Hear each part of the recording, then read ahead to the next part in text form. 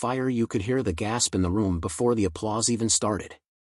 That's how powerful Jasmine Crockett's clapback was when Karoline Leavitt made what many are calling one of the most racially charged comments in recent political debate history. What started as a tense political exchange ended with a crowd roaring in support of the Texas congresswoman who didn't just defend herself, she defended the values of millions watching. Let's break down exactly what happened, why it matters, and how Crockett's bold response became the moment everyone is talking about. It was supposed to be just another political panel, a typical evening of heated yet civil debate, where both Democrats and Republicans go head-to-head on national TV. The kind of setup most viewers are familiar with: polished studio lights, smartly dressed hosts, and a table of guests ready to push their party's line. But this night would turn out to be anything but typical. The program was being broadcast live to a national audience. The topic? America's ongoing battle over voting rights, minority representation, and political accountability. On one side of the table sat Congresswoman Jasmine Crockett, a Democrat from Texas with a reputation for standing tall in the face of political attacks. She's known for her sharp legal mind, unshakable calm, and an ability to call out nonsense without ever raising her voice. On the other side was Karoline Leavitt, a rising star among young conservatives and former Trump White House staffer, someone who has never shied away from provocative, often divisive statements. The debate was fiery from the beginning.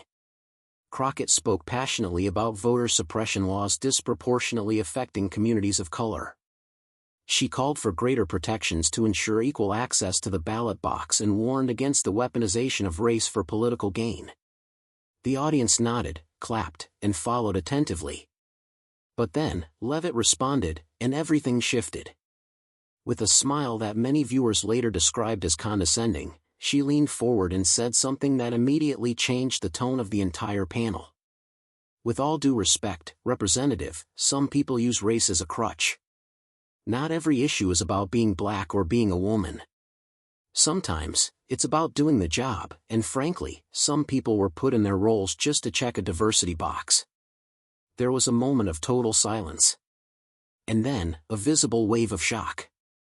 Some audience members gasped audibly. Others turned their heads, trying to process what they had just heard. Even the host, a veteran of countless political panels, appeared stunned. Karoline Leavitt had just implied, on national television, that Jasmine Crockett's position in Congress was not earned through merit, but granted to satisfy a racial or gender quota. It wasn't just insulting.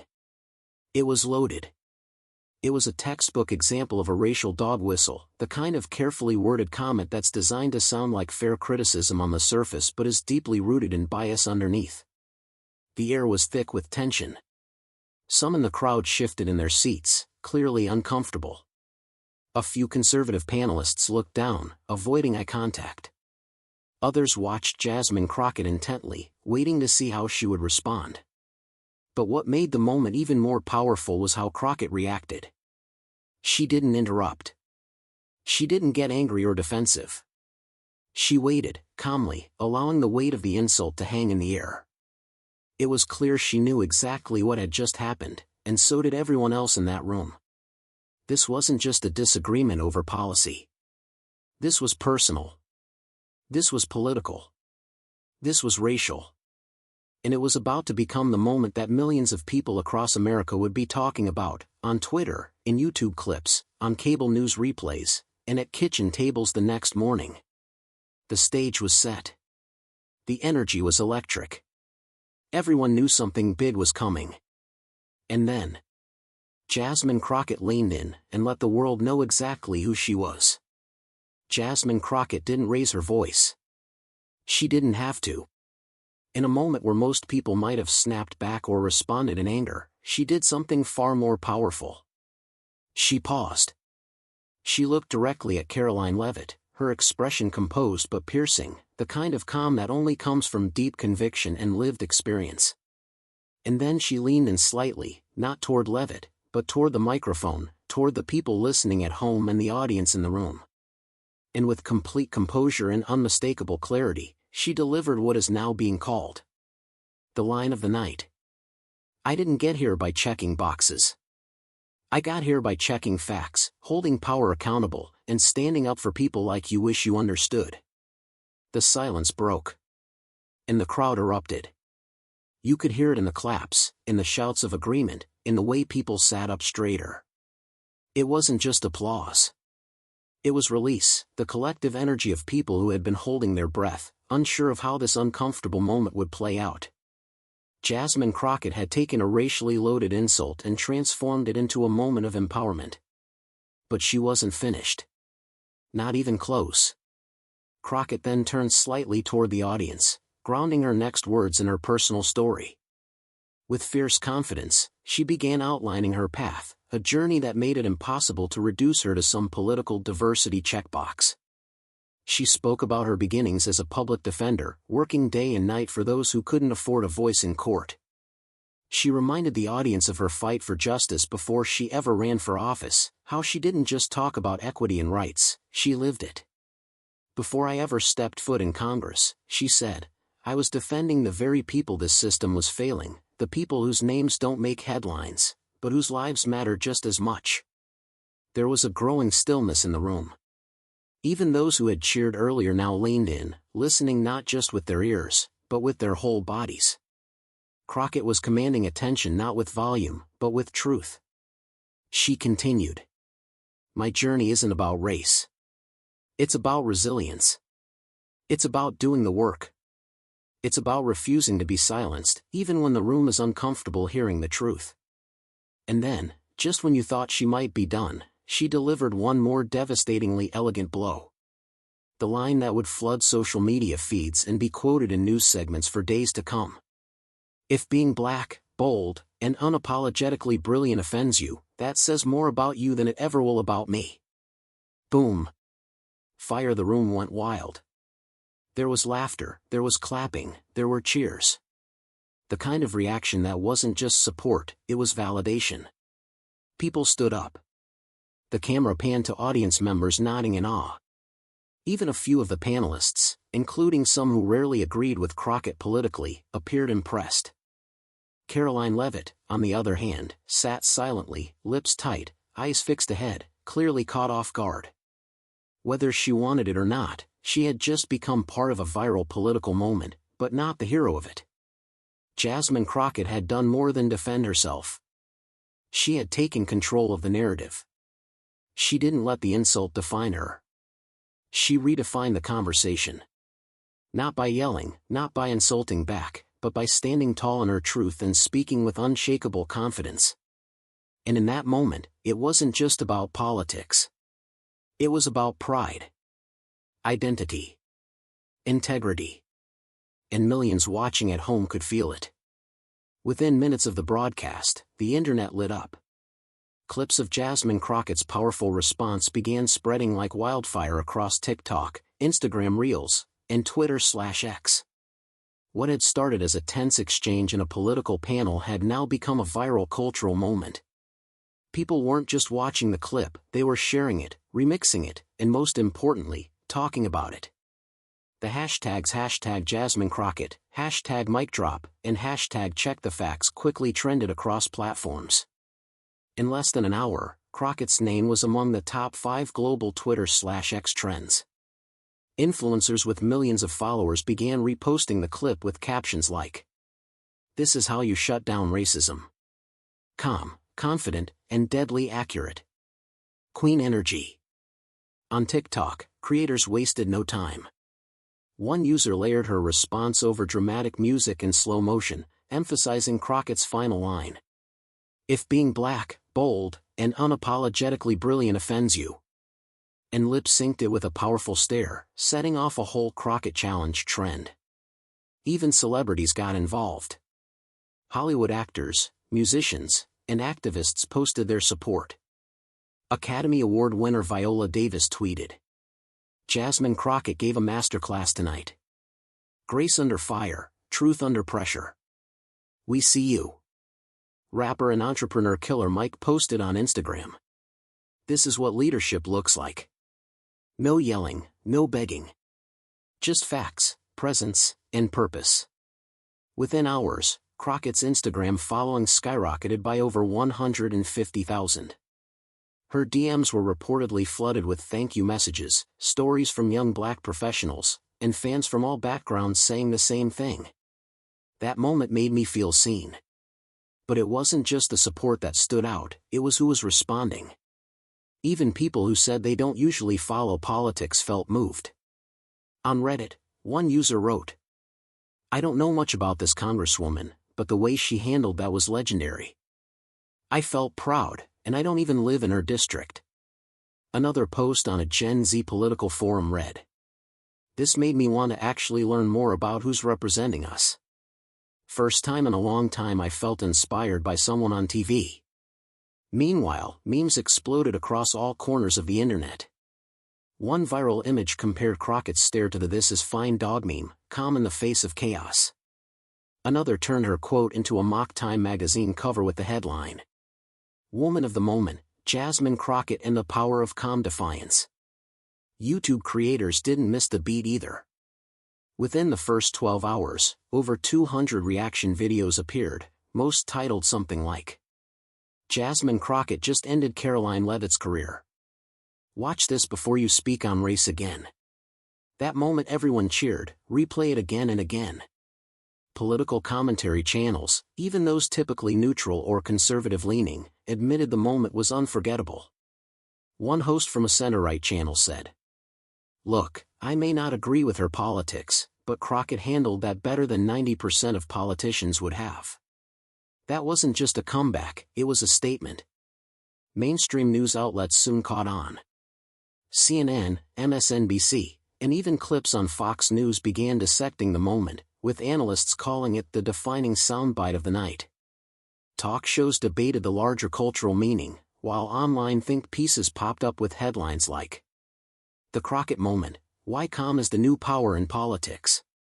Representation, Racism, and the Rise of Unapologetic Leaders." What became clear was this: people weren't just impressed, they were energized. Energized by a rare moment of clarity, pride, and strength in the middle of political chaos. It wasn't just a political win. It was a cultural shift, a reminder that courage, character, and calm conviction can still break through the noise. And in that noise, Jasmine Crockett's voice rose above it all, unshaken, unbothered, unforgettable. This wasn't just a viral clip. It was a masterclass in grace under pressure, a lesson in confronting ignorance without losing control, and a moment of clarity in a political world too often fueled by noise, outrage, and division.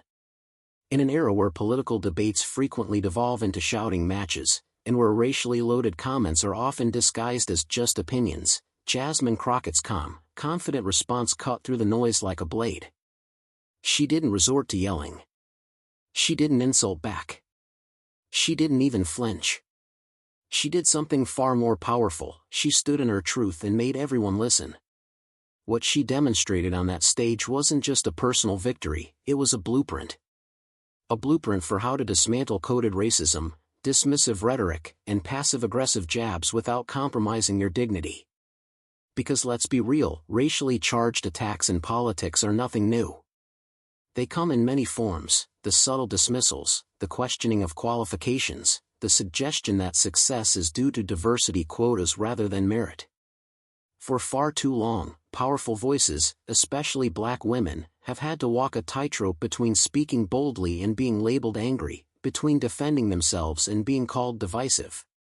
But Jasmine Crockett didn't walk that tightrope. She torched it. Her response wasn't just a moment of personal pride, it was a message to millions. You don't have to shrink yourself to make others comfortable. You don't have to stay silent when you're disrespected. And you absolutely don't have to apologize for being brilliant, bold, and black. In that one exchange, she exposed a frustration that many Americans, especially people of color, women, and young professionals, have been feeling for years, that there are still those in power who use race and gender not as realities to be respected, but as weapons to discredit and devalue. By refusing to be reduced to a stereotype, Crockett reminded the world that identity is not a weakness, it's a strength. Her response didn't just defend herself, it echoed through generations. It spoke for every person who's ever been told they're only here because, or don't deserve a seat at the table. It reminded us that representation isn't just about optics, it's about the right to show up and speak with authority. And in that moment, when Karoline Leavitt tried to take her down with a cheap shot, Crockett flipped the script. She didn't just protect her name, she made it a symbol of something bigger. Power without aggression. Truth without apology. Strength without shouting. It wasn't just a clapback. It was a moment of truth, one that reminded us all that dignity isn't weakness, and that silence in the face of injustice is no longer an option. In a world that often rewards outrage and chaos, Jasmine Crockett showed a different kind of power, the kind that can't be shaken, silenced, or shamed. And in doing so, she inspired not just a crowd, not just a TV audience, but an entire movement of people watching at home who saw something they could finally believe in. Not just a politician. A leader. Since that fiery exchange, the reverberations haven't stopped.